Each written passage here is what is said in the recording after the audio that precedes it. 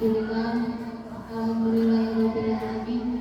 Wassalatu wassalamu ala asyrofil anbiya'i wal mursalin sayyidina Muhammadin wa ala alihi washabihi ajmain. Amma ba'du. Yang pertama, Ibu Kepala Sekolah Sekolah Asri, Ibu Aminah, dan Bapak Ibu Dewan Guru yang saya hormati. Pertama-tama, marilah kita panjatkan puja dan puji syukur atas kehadirat Allah Subhanahu wa Ta'ala, yang mana kita masih diberi kesehatan sehingga kita bisa berkumpul pada hari ini, yaitu pada tanggal 22 Oktober 2023 pada acara kegiatan aksi nyata modul 1.4, yaitu penerapan dan diseminasi budaya positif yang ketiga akan disampaikan oleh Ibu Sri Yulianti SPD. Salam serta salam marilah kita panjatkan kepada hadirat Nabi besar Muhammad Sallallahu Alaihi Wasallam, yang mana kita menantikan syafaatnya di yaumil akhir nanti. Selanjutnya di sini saya sebagai pembawa acara dan saya untuk menyampaikan susunan acara. Acara yang pertama yaitu pembukaan. Acara yang kedua yaitu menyanyikan lagu Indonesia Raya. Kemudian acara yang ketiga sambutan dari kepala sekolah SDN Paman Asri. Acara yang keempat kegiatan ini, dan acara yang kelima yaitu penutup. Sebelum kita mulai acara ini, mari kita buka hari ini dengan basmalah. Untuk acara yang kedua yaitu menyanyikan lagu Indonesia Raya yang akan dipimpin oleh Ibu Sulistiawati SPD. Hadirin dimohon berdiri.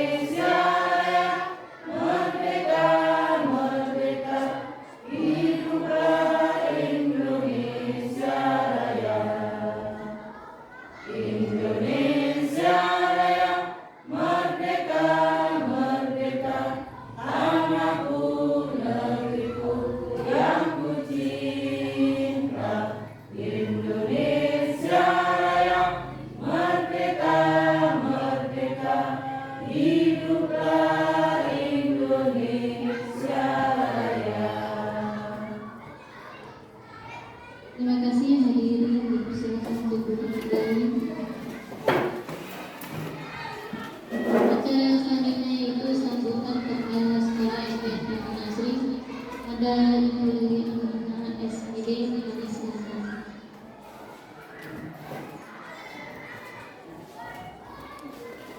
Terima kasih yang telah berkenan kepada saya. Assalamualaikum warahmatullahi wabarakatuh. Alhamdulillah Alhamdulillahirabbil alamin wassalatu wassalamu ala asyrofil anbiya'i wal mursalin nabiyina wa habibina Muhammadin assalatu wassalamu ala asyhadu an la ilaha illallah wa asyhadu anna muhammadar rasulullah la haula wala quwwata illa billah. Yang terhormat Bapak Ibu Dewan Guru yang kami kasih TBG untuk angkatan 9. Puji syukur dari Allah Subhanahu wa taala yang mana kesempatan pada siang hari ini kita bisa berkumpul di ruang kelas kami tanpa ada halang suatu apapun. Salawat serta salam kita sanjung anugerah kepada Nabi Agung Muhammad Sallallahu Alaihi Wasallam, kepada keluarganya, sahabatnya, kita mohon ridhonya dan syafaatnya di yang berakhir. Amin ya rabbal alamin. Bapak Ibu Dewan Guru yang pada siang ini kita banyak kegiatan-kegiatan yaitu untuk mendukung supaya kegiatan ini bisa berhasil dan tepat sehingga untuk memberdayakan warga sekolah di SD Negeri Papan Asri ini. Dalam hal ini ada CBG kita yaitu calon guru penggerak angkatan 9 yaitu Bu Sri Wulandari SPD. Hal ini mempunyai judul yaitu penerapan dan diseminasi budaya positif. Setelah nanti dipaparkan oleh Bu Sri Wulandari, ayo kegiatan ini kita dukung supaya tingkat lebih baik. Kita sudah punya guru penggerak, mudah-mudahan yang lain juga sudah menyusul ya, segera menyusul dan mendaftar. Nah ini harapan pemerintah adalah siapa yang punya tiket untuk jadi penggerak, guru penggerak adalah merupakan tiket emas.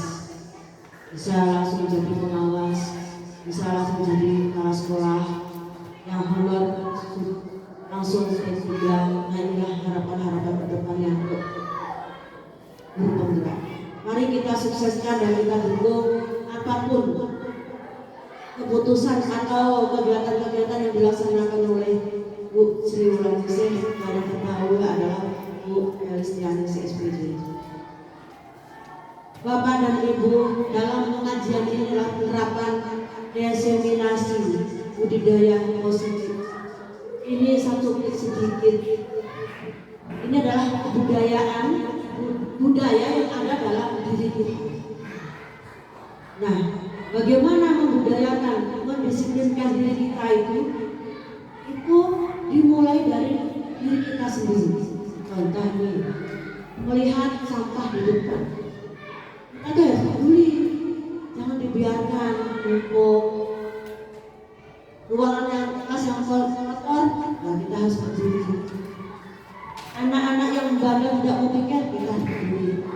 Itulah yang dinamakan budaya positif, itu harus lahir dalam diri kita. Jadi setiap guru itu wajib mempunyai demikian. Tidak guru kelas 1 hanya mendidik guru kelas 1 aja, tapi semua ini adalah anak didik. Anak didik ini yang harus kita arahkan. Bapak Ibu, mengajar dan mendidik itu lebih berat mana katanya? Berat mendidik. Kalau mengajar itu gampang, kasih buku belajar, ini sudah mengajar. Tapi kalau mendidik anak jadi baik, inilah yang susah. Nah, bagaimana supaya baik? Diawali dengan diri kita sendiri, terutama kedisiplinan dalam mengajar. Nah, ini anak jangan sampai dikasih buku saja, gurunya main HP. Ini mudah-mudahan di sini ada. Selain itu kita juga punya kompetensi kompetensi Bapak Ibu yang harus kita teladani. Apa saja toh 4 kompetensi itu? Ini saya tanya pada guru penggerak ini. 4 kompetensi yang dimiliki oleh seorang guru. Ada kira-kira yang tahu? Yang pertama kompetensi pedagogi. Nah, apa kompetensi pedagogi ini? Masih ingat ya, kita waktu di sekolah dulu diterangkan dengan guru kita bagaimana sih menjadi guru itu. Itu cara mengajar dan mendidik, memahami peserta didik yang lebih mendalam. Contohnya si Badu tadi bandel. Bagaimana supaya Badu tadi tidak bandel? Nah, ilmu pedagogi kita yang kita terapkan. Ini saya pesan pada PPG ya. Setelah nanti kalian lulus, guru penggerak tolong diterapkan betul-betul. Yang kedua, kepribadian. Kepribadian adalah kemampuan yang bermakna mulia, arif dan bijaksana. Kepribadian menjadi teladan. Teladan bagi siapa? Terutama kalau kita guru itu pada siswa. Nah, kita seorang guru teladan lagi dengan siapa? Dengan teman sejawat. Terus bersiapa lagi? Masyarakat. Karena guru ini selalu disorot oleh masyarakat. Tindak tanduk kita selalu dinilai. Ini terutama dalam segi berkomunikasi, ya, berbicara, berinteraksi, bisa membedakan kita itu guru. Nah itu ya. Jadi komunikasi atau kompetensi pribadi. Yang ketiga, sosial. Apa yang dimaksud dengan sosial ini? Ini bekal untuk guru penggerak atau guru CBG atau guru-guru yang lain. Apa sosial? Kompetensi yang ketiga itu sosial. Ini harus dimiliki oleh seorang guru dalam berkomunikasi dan berinteraksi, tentunya dengan kata yang sopan. Sini lek. Nah, jadi kalau dalam sekolah nggak boleh seperti itu. Kemudian panggil namanya, ya nggak boleh. Panggillah ibu, supaya anak-anak nanti nggak niru. Kalau manggil anak namanya di depan anak-anak, ada di sini, sopan nggak bilang. Anak-anaknya nanti akan menirukan. Jadi gunakan kata Pak dan Bu. Jangan panggil dan sebagainya. Kalau guyon di rumah boleh, di pasar boleh, tapi kalau di pasar jangan ditonton orang, nggak boleh. Kita tuh profesional, guru kan profesional, apalagi yang sudah sertifikasi. Yang belum pun juga dituntut profesional. Apa toh profesional ini? Kemampuan untuk apa? Melaksanakan tugas dengan baik. Nah, ini ya Bapak Ibu ya, kita ditulis seperti itu. Nah, mohon tiap-tiap guru penggerak ini untuk ditingkatkan kembali, karena di sini sudah ada satu dan sudah ada calon lagi, sehingga sekolahan ini tampak lebih rapi, lebih efisien, lebih bisa berinteraktif antara satu dengan yang lain. Sudah dilihat dari kelas 1 sampai kelas 6 ini sudah ada perubahan, terutama fisik jadi di dalam kelas. Bapak Ibu sudah menghias kelas, ya, sudah memperbaiki keadaan kelas diciptakan dengan rapi dan bersih. Itu sudah merupakan suatu perubahan untuk guru Merdeka. Kalau tempatnya rapi, bersih, nyaman, anak senang sekolah. Ya tidak Ibu? Saya sering ketemu alumni, Bu kenapa nggak dari dulu? Dari dulu belum anak-anak, karena sekarang ini sudah menciptakan belajar yang menyenangkan. Jadi buatlah anak-anak itu belajar menyenangkan. Kalau zaman KTSP Bapak Ibu mengajar itu membawa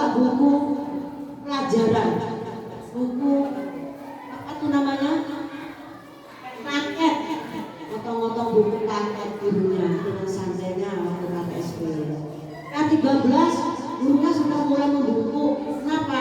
Karena banyak bawa tema. Kalian sudah bongkok-bongkok gini karena kebanyakan tema. Nah, kurikulum 13 ini Bapak Ibu sudah dibebankan harus membawa laptop, kedua bawa sound. Kalau Bapak Ibu guru mengajar, ciplek-ciplek dulu, gerakkan badanmu ke kiri dan ke kanan, goyangkan tanganmu ke kiri dan ke kanan, ayunkan kepalamu ke kiri dan ke kanan dan sebagainya. Itu merupakan anak senang, bukan senang, tidak sakit. Karena sekarang matematika, belajar matematika. Ya, matematika ini diajak bernyanyi.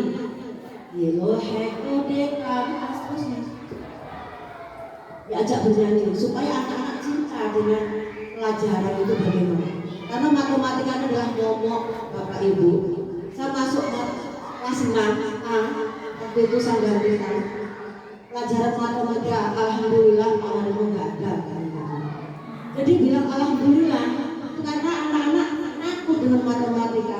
Ajaklah mulai sekarang ini, ayo berguru yang menjadi contoh dalam kelas 1 dan kelas 4 untuk kurikulum merdeka. Ayo bergururlah supaya anak-anak itu diterapkan matematikanya, misalnya senang. Yang kedua yang lain mengikutinya karena sebentar lagi akan dicoba kelas 2 dan kelas 5. Jadi bertahap. Berikutnya kelas 3 dan kelas 6. Nanti selesai, mudah-mudahan ya. Dengan adanya guru penggerak ini, alhamdulillah Bapak Ibu sudah banyak peningkatan. Jadi saya pesan kepada CPG, di sini wali SPD, ayo apa sih yang menjadi kiat-kiat saudara untuk menjadi guru penggerak di SD Negeri Paman Asri ini? Nanti itu tantangan bagi Bu Sri Wulan. Sebutkan kiat-kiat apa saja yang menjadi inovasi di dalam pembelajaran di SD Negeri Paman Asri ini. Itu saja yang bisa saya sampaikan. Nanti tolong Bu Wulan sebelum memaparkan materi ini bisa menyampaikan tantangan saya tadi, ya, yang apa saja. Jadi cuma kalau ada guru penggerak hanya begini aja itu cuma harus ada peningkatan-peningkatan. Ada peningkatan-peningkatan yang sehingga ya di dalam pembelajaran ini anak-anak bisa efektif dan sebagainya.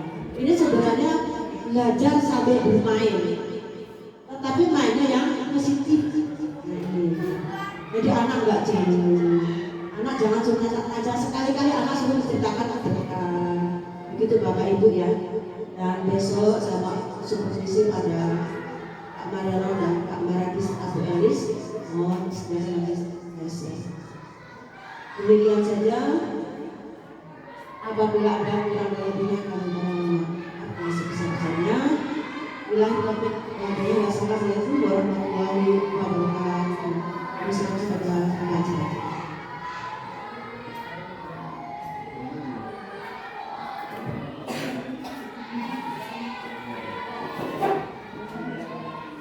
Acara selanjutnya yaitu acara ini, yaitu kegiatan aksi nyata modul 1.4 tentang penerapan dan definisi budaya positif yang akan dipaparkan oleh Ibu Sri Wulan SSD. Kepada Ibu Sri Wulan dan masing-masing.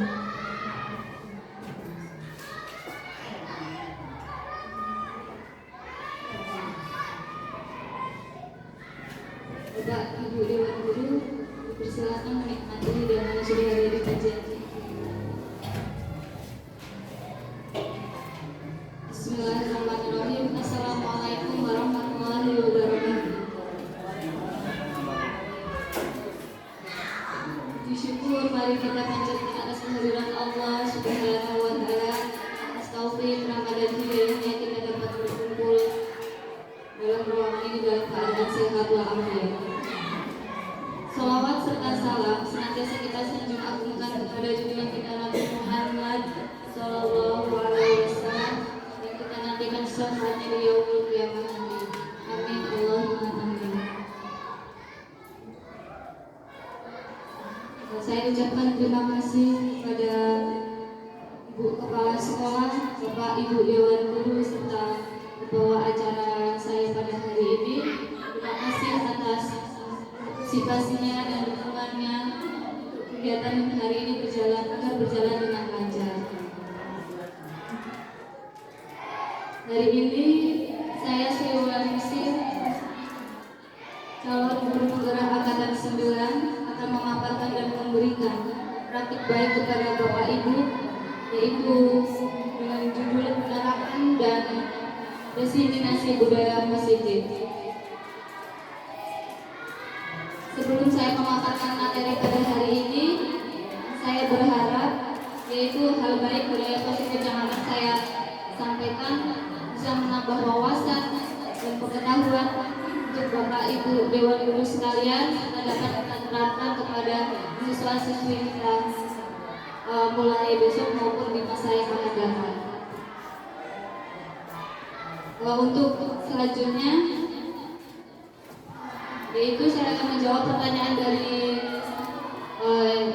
Ibu Kepala Sekolah saya. Apa sih kiat-kiat saya menjadi seorang guru penggerak dan apa rencana saya di masa depan setelah menjadi seorang guru penggerak? Yaitu saya akan merancang kegiatan pembelajaran yang efektif, yang inovatif, dan serta memanfaatkan teknologi dalam pembelajaran dengan semaksimal mungkin. Untuk selanjutnya, saya langsung saja masuk ke materi pemaparan yang saya sampaikan ya Bapak Ibu. Mohon izin.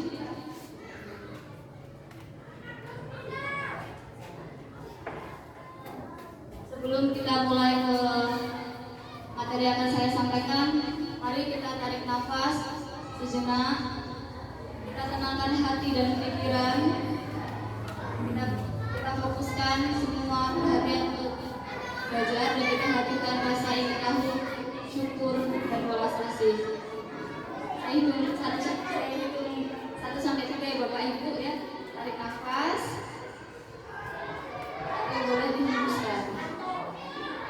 Terima kasih Bapak Ibu.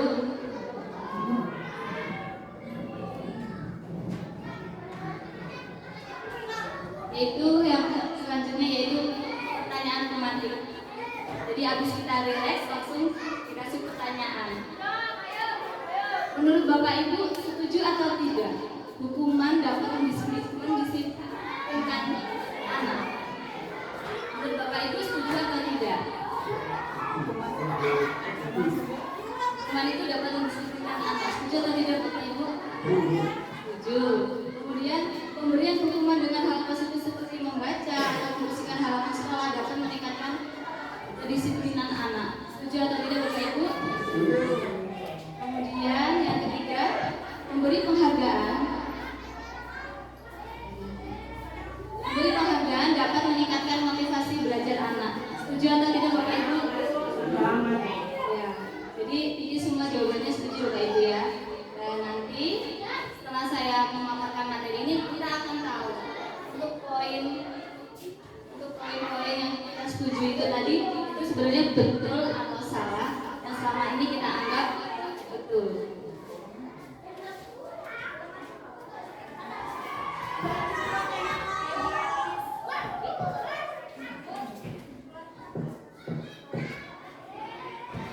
Dan ini adalah topik yang pada hari ini akan saya bahas, yaitu yang pertama adalah disiplin positif dan nilai-nilai kebajikan universal. Yang kedua, teori motivasi, hukuman, penghargaan, dan restitusi. Yang ketiga adalah keyakinan kelas. Kemudian 5, kebutuhan dasar manusia dan dunia berkualitas. Yang kelima, restitusi. Kemudian yang keenam, posisi kontrol. Yang ketujuh, yaitu restitusi seperti segitiga restitusi. Dan yang pertama adalah disiplin positif dan nilai-nilai kebajikan universal. Nah, di sini ada namanya perubahan paradigma Bapak Ibu. Di sini ada gambar kepala tangan. Ada A dan B. Anda dan teman Anda. Sobeklah secari kertas kecil, tuliskan benda atau sesuatu yang sangat berharga untuk Anda. Anda, letakkan di salah satu tangan Anda, dan genggam benda atau suatu tersebut dengan segala daya dalam sebuah kepalan. Nah, teman yang B akan mencoba dengan sekuat tenaga dengan berbagai cara untuk meminta Anda memberikan benda tersebut. B bisa membujuk, mengancam, mengerti, merayu, menyuap apa saja agar dapat membuka kepalan tangan Anda. Bapak Ibu, mari kita praktekkan. Boleh sebelahnya itu mengepal Bapak Ibu, dan teman yang sebelahnya itu berusaha untuk mengambil.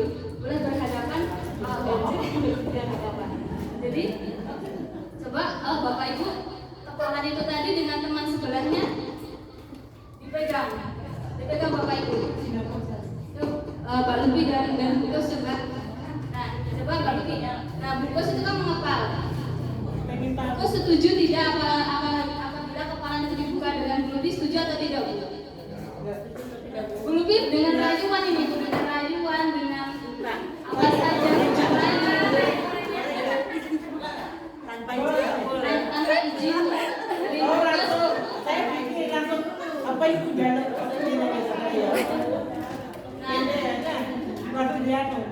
Jadi Bapak Ibu, kepalan itu tadi ibaratnya ada siswa dan guru, atau kita dengan teman kita. Apabila anak itu mengepal, walaupun kita rayu, kita bujuk, kita beri apapun, kalau dia tidak mau membuka hatinya, membuka pikirannya untuk mau menerima masukan dari guru, sampai dimanapun anak tidak akan masuk ke dalam hati dan pikiran apapun yang kita ngomongkan kepada anak. Tapi ketika anak itu sudah mengizinkan untuk membuka, maka semua yang kita sampaikan akan diterima oleh anak. Jadi sebenarnya bukan guru yang menjadi pusat kekuasaan, tetapi diri anak itu sendiri yang mau menerima atau tidak. Nah, untuk selanjutnya, perubahan paradigma teori kontrol, teori pilihan atau ilusi kontrol. Jadi kita selama ini ilusi guru mengontrol murid, benar atau tidak Bapak Ibu? Ilusi bahwa kritik dan membuat orang merasa bersalah dapat menguatkan karakter. Jadi saat anak itu salah, kamu itu salah, kita marahin. Kita berpikirnya kalau kita marahin dan kita beri masukan itu membuat dia menjadi kuat, tapi ternyata belum tentu itu menjadi kuat, tapi dia menjadi lebih takut. Kemudian ilusi bahwa semua penguatan positif efektif dan bermanfaat. Yang terakhir, ilusi bahwa orang dewasa memiliki hak untuk memaksa. Jadi selama ini kita sudah salah Bapak Ibu. Ternyata bukan kita yang menjadi kontrol untuk anak murid kita, tapi anak murid itu sendiri yang mempunyai kontrol untuk dirinya untuk mau menerima gurunya. Nah, di sini perubahan paradigma stimulus respon teori kontrol atau teori pilihan. Siapa sih sesungguhnya yang memiliki kontrol itu sendiri? Yaitu stimulus responnya. Kita mencoba mengubah orang agar berpandangan sama dengan kita, tapi teorinya kita berusaha memahami pandangan orang lain tentang dunia. Yang kedua yaitu perilaku buruk dilihat sebagai suatu kesalahan. Untuk teorinya, semua perilaku itu memiliki tujuan. Jadi tidak semua perilaku anak baik atau buruk itu ataupun salah itu hal yang salah menurut kita. Kita harus mencari tahu apa permasalahan dia melakukan kesalahan tersebut. Kemudian orang lain bisa mengontrol saya, tapi teorinya hanya Anda yang bisa mengontrol diri Anda sendiri. Jadi walaupun kita memberi banyak masukan kepada orang lain, jika orang itu tidak mau menerima atau anak kita tidak mau menerima gurunya dengan sepenuh hati, itu tidak akan bisa. Kemudian pemaksaan ada pada saat rujukan gagal. Teorinya adalah kolaborasi dan konsensus menciptakan pilihan-pilihan baru. Bapak Ibu mendengarkan hasil sejenak.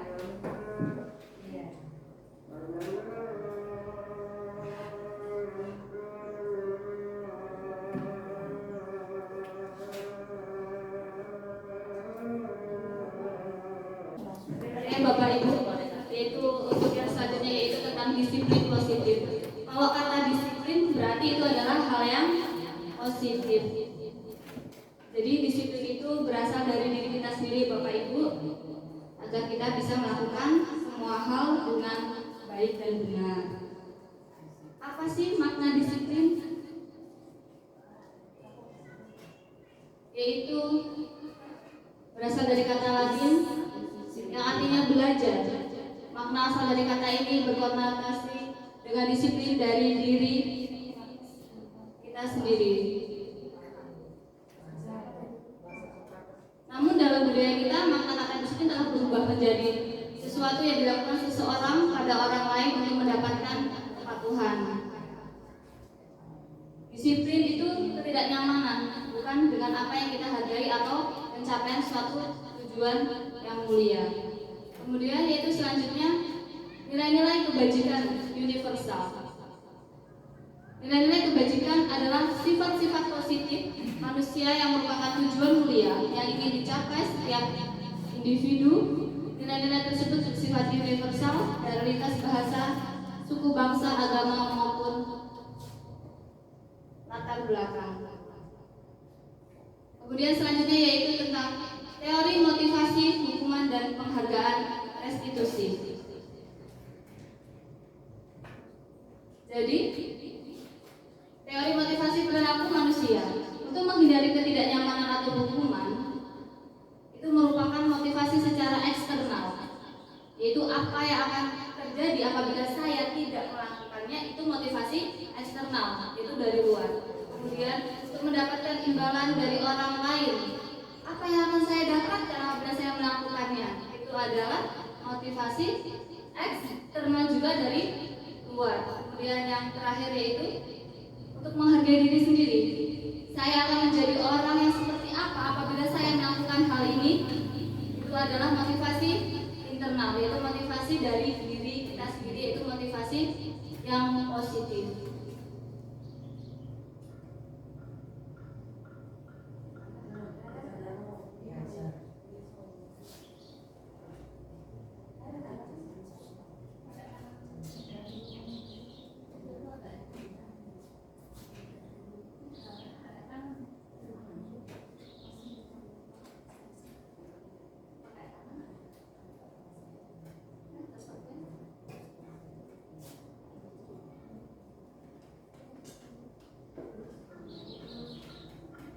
Menurut Ki Hajar Dewantara, merdeka itu artinya tidak hanya terlepas dari perintah, akan tetapi juga cakap buat memerintah diri sendiri untuk melakukan hal-hal positif ataupun negatif.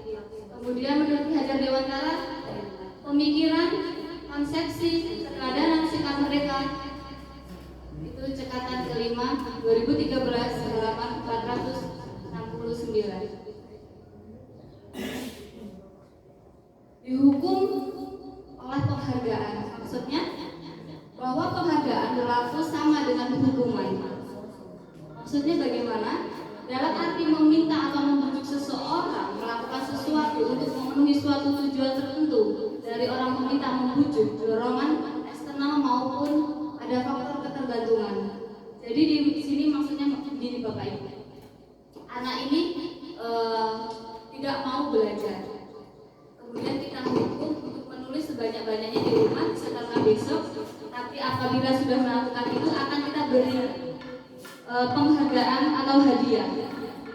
Misal berupa barang ataupun berupa uang. Jadi itu adalah berupa hukuman tapi diberi penghargaan. Tanpa dia sadari kita sudah menghukum dia untuk mau menulis yang tadinya tidak mau menulis, tapi kita beri penghargaan. Jadi suatu bujukan tapi secara halus ya Bapak Ibu.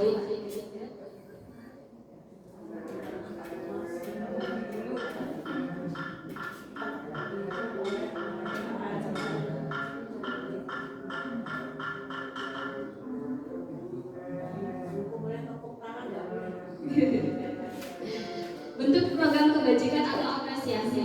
Dalam memberikan apresiasi pengakuan perlu diingat beberapa hal ya Bapak Ibu, yaitu beri pengakuan secara khusus, beri pengakuan secara pribadi, beri pengakuan kepada semua murid bergantian, beri pengakuan secara konsisten, dan fokus pada proses.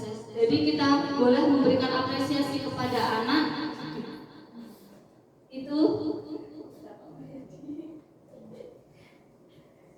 harus secara khusus ya Bapak Ibu. Jadi tidak harus di depan semua murid. Misal ini loh harus seperti si Andi, dia rajin menulis, tulisannya bagus, tulisanmu itu jelek. Si Rami misal, itu tidak boleh ya Bapak Ibu. Jadi penghargaan itu tadi, apresiasi bisa dilakukan secara pribadi atau khusus agar tidak menimbulkan rasa iri hati antara teman dan yang lainnya.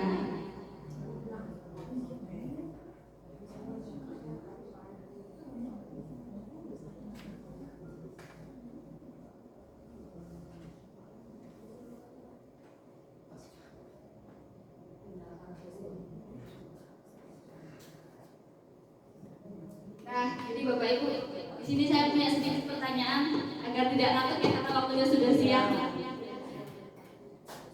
Di sini ada tugas, perbedaan, hukuman dan konsekuensi.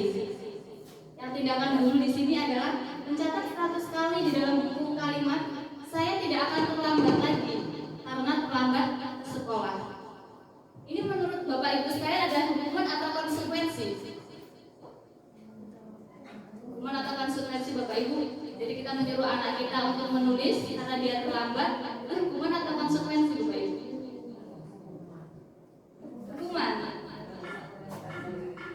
Nanti kita lihat Bapak Ibu ya, ini benar atau salah. Kemudian yang kedua, lari mengelilingi lapangan basket 2 kali karena terlambat hadir di sekolah.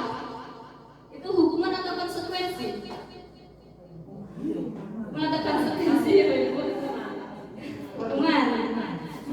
Jadi yang pertama tadi hukuman atau konsekuensi? Konsekuensi. Yang kedua adalah hukuman. Kemudian yang ketiga, murid diminta untuk push up 15 kali karena tidak menggunakan masker ke sekolah. Ini era dulu ya Bapak Ibu, atau sekarang kita musimnya debu. Itu hukuman atau konsekuensi Bapak Ibu? Hukuman.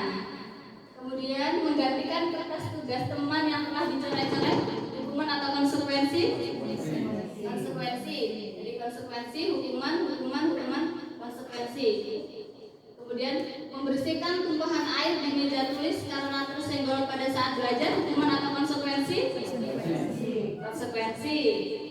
Murid disuruh untuk mengenakan sepatu seharian di sekolah karena tidak mengenakan sepatu hitam, hukuman atau konsekuensi? Jadi maksudnya di sini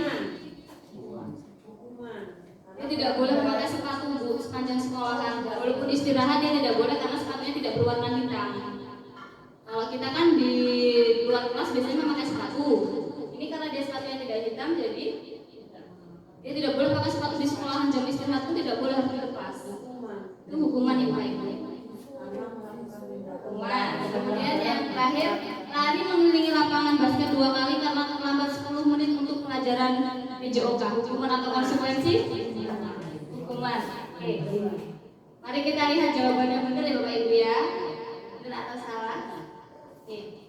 Jadi untuk yang pertama, ini tadi adalah sebuah hukuman, bukan konsekuensi karena dia terlambat.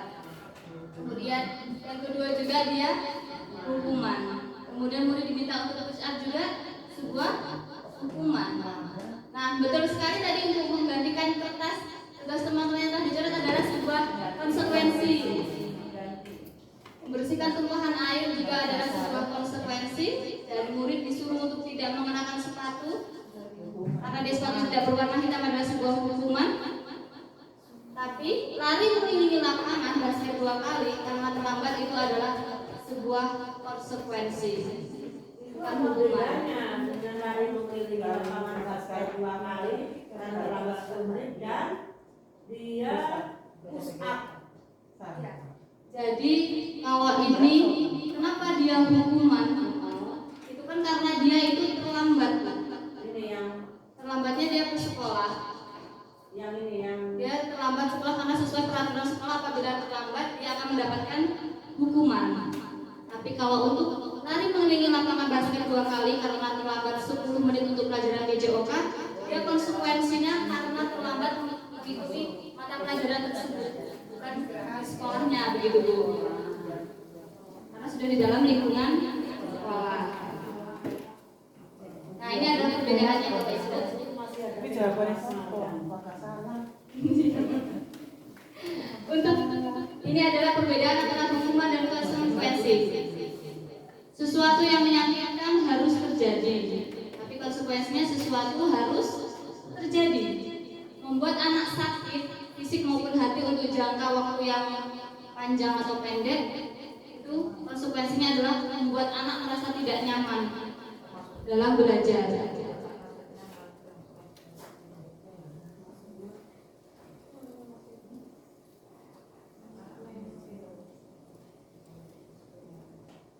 Anak belajar untuk menyembunyikan kesalahan anak itu sendiri, yaitu konsekuensinya belajar untuk mematuhi peraturan.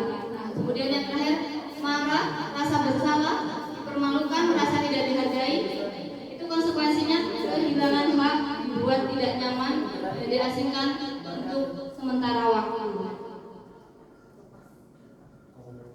Kemudian yang materi selanjutnya Bapak Ibu, apa sih itu restitusi? Restitusi adalah proses menciptakan kondisi bagi murid untuk memperbaiki kesalahan mereka, sehingga mereka bisa kembali pada kelompok mereka dengan karakter yang lebih kuat. Restitusi juga merupakan proses kolaboratif adalah kerjasama kolaborasi bersama rekan ya Bapak Ibu yang mengajarkan murid untuk mencari solusi untuk masalah mereka. Jadi bisa diterapkan di guru maupun untuk murid.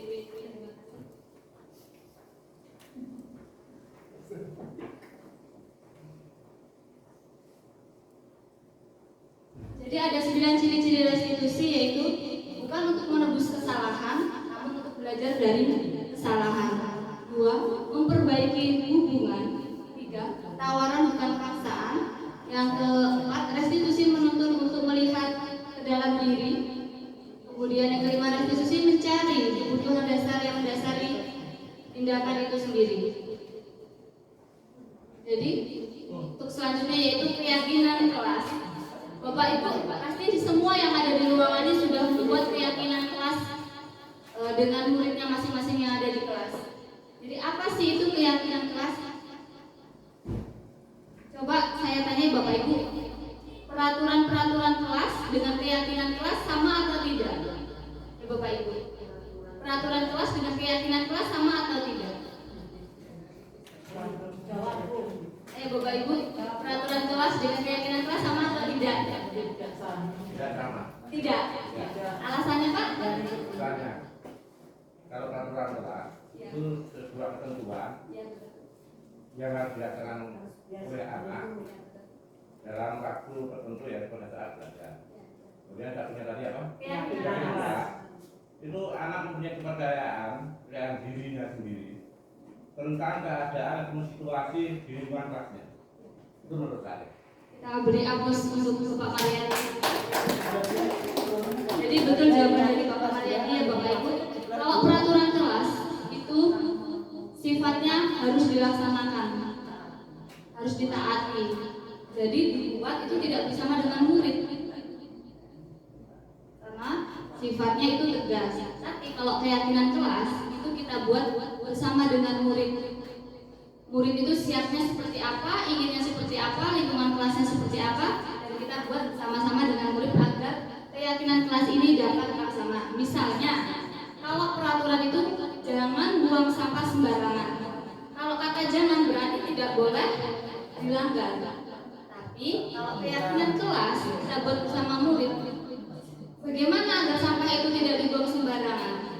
Murid menjawab, tidak, bukan kata dengan tidak, tapi membuang sampah pada tempatnya. Bukan jangan membuang sampah sembarangan, tapi membuang sampah pada tempatnya. Kemudian tidak boleh terlambat. Itu berarti kan kata yang harus ya Bapak Ibu ya, peraturan yang harus ditaati. Tapi apabila keyakinan kelasnya datang ke sekolah tepat waktu. Kemudian ada lagi, tidak boleh makan di kelas saat jam pelajaran.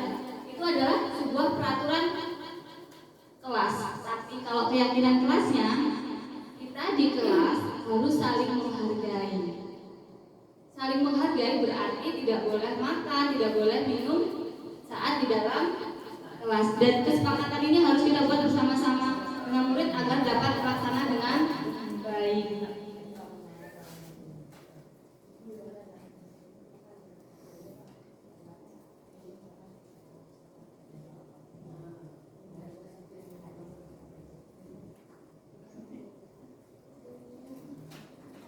Nah, di sini Bapak Ibu, yang pertama adalah dari peraturan kelas tadi dibuat menjadi sebuah keyakinan kelas, kemudian akan menjadi lingkungan yang positif, kemudian jadilah yang paling terluar adalah budaya positif. Budaya positif adalah budaya yang budaya itu artinya selalu dilaksanakan, sudah terus menerus dilaksanakan, yaitu budaya positif. Artinya budaya yang terus-menerus dilaksanakan yaitu tentang hal-hal positif atau hal-hal yang baik.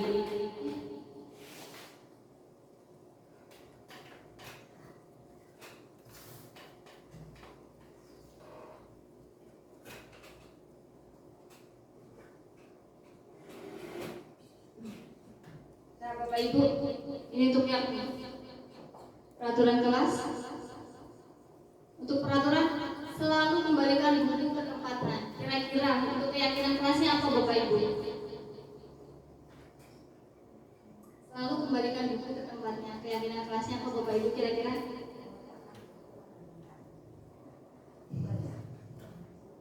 Jawab aja biar itu suasana ini loh. Untuk yang kedua yaitu dilarang mengganggu orang lain. Kira-kira keyakinan kelasnya apa Bapak Ibu? Ini tadi sudah saya sebutkan. Harus menghargai hargai. Iya, betul. Sabu kan nggak perlu harus. Saling menghargai sama. Iya, betul. Yaitu saling menghargai sesama, yaitu dilarang mengganggu orang lain. Nah, ini Bapak Ibu, agar mempercepat waktu, selalu kembalikan buku ke tempatnya. Itu adalah peraturan kelas dan keyakinannya adalah sebuah tanggung jawab. Kalau kita mempunyai tanggung jawab, berarti kita akan mengembalikan buku ke tempatnya, di mana kita harus membuat siswa kita mempunyai rasa tanggung jawab. Setiap dia meminjam buku, itu pasti dia mempunyai rasa tanggung jawab untuk mengembalikannya tanpa disuruh. Kemudian dilarang mengganggu orang lain. Nah, keyakinan kelasnya saling menghormati orang lain. Kemudian hadir di sekolah 15 menit sebelum belajar dimulai. Nah, di sini adalah menghormati orang lain untuk berkomitmen, atau bisa dibilang di sini adalah disiplin. Kalau kita disiplin, kita datang tepat waktu, tidak akan telat datang ke sekolah. Dilarang melakukan kekerasan. Keyakinan kelasnya adalah keselamatan menghormati orang lain. Kalau kita melakukan kekerasan kepada orang lain, kita juga bakal dibalas dengan perilaku kekerasan. Kemudian dilarang menggunakan narkoba, yaitu keyakinan kelasnya adalah untuk demi kesehatan. Kemudian bergantian atau menunggu giliran. Keyakinan kelasnya adalah menghormati orang lain untuk bersabar. Misalnya saat meminta nilai kepada guru itu harus bergantian atau berurutan agar tidak terjadi sesuatu yang tidak menyenangkan.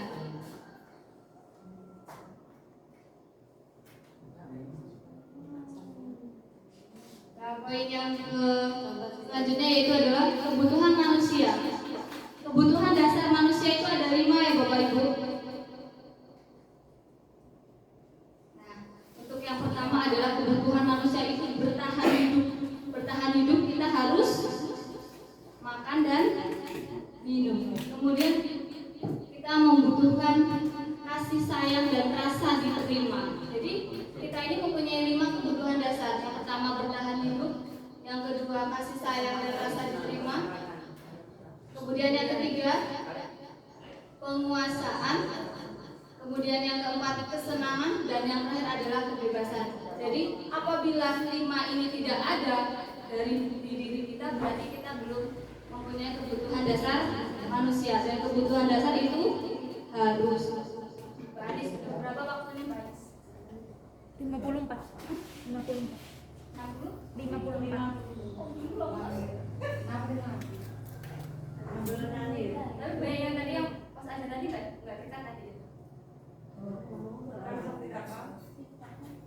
Yang nyanyi pelan-pelan. Nyanyi dulu kan, Untuk yang selanjutnya 5 posisi kontrol ini sebelum kita mulai ke materi ini kita explaining dulu sebentar ya Bapak Ibu. Soalnya suasana ini siang udah di atas jam 12 ini agak gimana gitu matanya Bapak Ibu. Oke. Boleh berdiri Bapak Ibu. Berdiri sejenak. Sebentar saja Pak. Saya belok ke sini.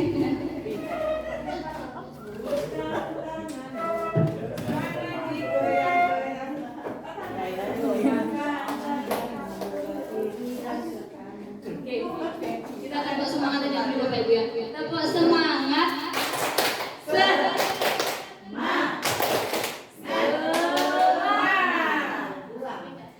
Satu kali lagi. Tepuk semangat.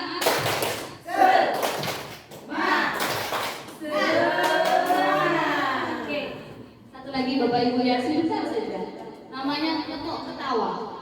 Jadi kita tertawa sesuai dengan hitungan ya Bapak Ibu. Tertawa 3 kali,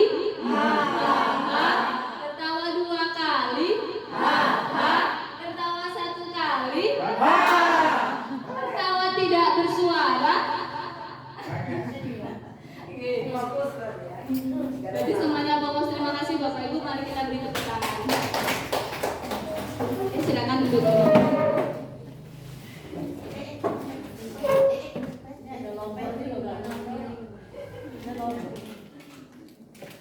Jadi 5 posisi kontrol ini Bapak Ibu, kita sebagai guru adalah pertama adalah sebagai penghukum, kedua pembuat rasa bersalah, kemudian ketiga adalah teman, yang keempat adalah pemantau, kemudian kita menjadi manajer.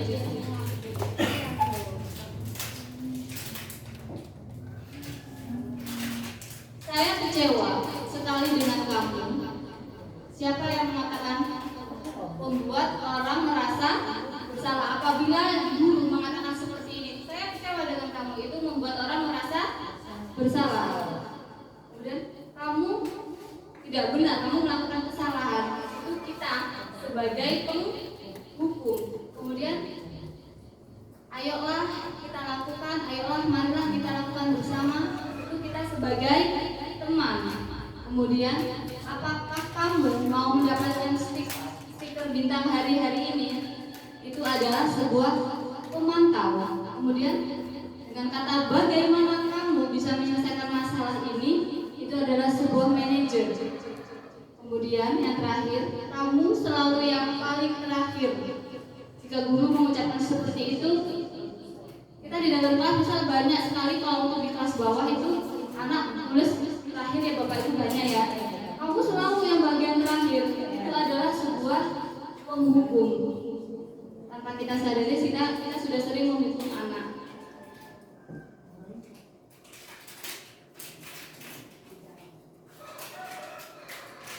Kemudian untuk yang terakhir ya Bapak Ibu, materi yang terakhir yaitu tentang segitiga restitusi.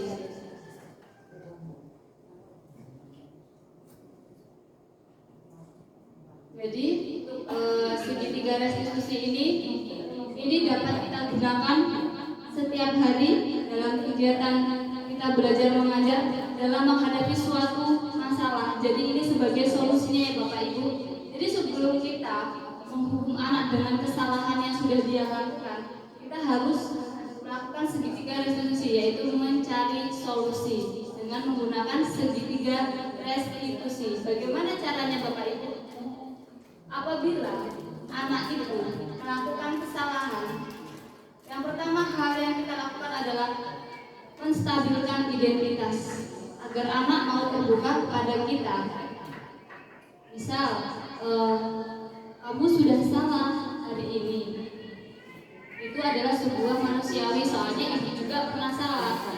Nah, itu kita harus mencontohkan dulu kepada anak bahwa kita juga pernah salah seperti dia. Itu menstabilkan identitas namanya Bapak Ibu. Kemudian validasi kebutuhan. Kita harus memvalidasi dulu. Kenapa anak itu berbuat salah seperti itu? Itu karena apa? Apa dia membutuhkan sesuatu? Misal, anak itu makan di dalam kelas. Kita tidak boleh kamu tidak boleh makan di dalam kelas saat jam pelajaran. luar jabatan dan makanan itu harus dibuang. Itu tidak boleh langsung seperti itu ya Bapak Ibu. Jadi harus kita beri masukan dulu kepada anak, kita kasih validasi kebutuhan. Jadi misal nak, ibu juga manusia, kalau ibu lapar ibu pasti makan, tapi makan itu harus tahu tempat dan waktu kapan kita untuk makan. Kemudian untuk menanyakan keyakinan, makanya Bapak Ibu di sini keyakinan kelas itu sangatlah penting. Kenapa? Agar anak mempunyai rasa disiplin dan tanggung jawab kepada dirinya sendiri dan terhadap orang lain.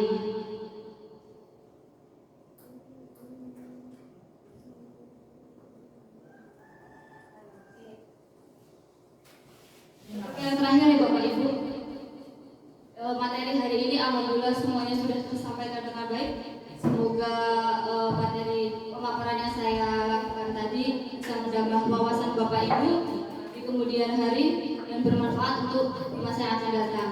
Kemudian apa sih budaya positif saya selaku guru dalam guru penggerak angkatan 9 yang ingin saya terapkan di SDN Papan Asri, yaitu adalah tentang, namanya saya beri judul Lisa. Jadi budaya positif yang akan saya terapkan di sini adalah Lisa. Lisa itu adalah lihat sambil ambil.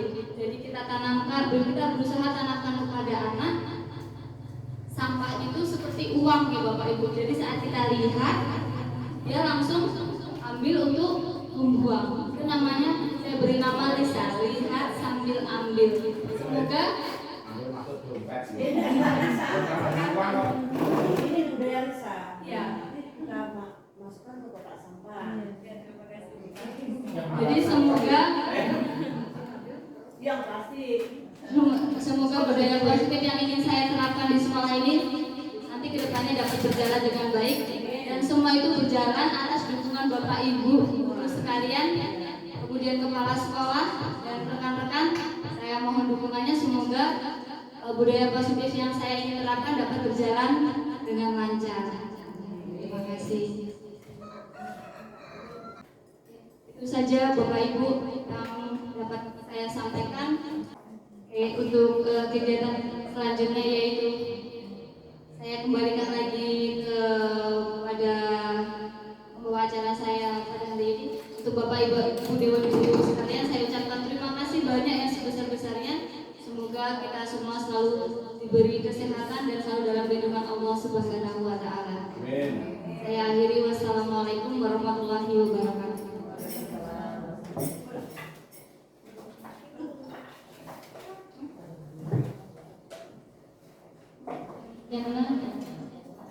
Materi yang sudah disampaikan Ibu Sri Wulandari ini semoga bisa menjadi masukan dan tambahan wawasan bagi kita agar kita bisa melaksanakan tugas sebagai pendidik lebih baik lagi di masa yang akan datang. Untuk acara yang terakhir yaitu penutup, mari kita tutup acara ini dengan membaca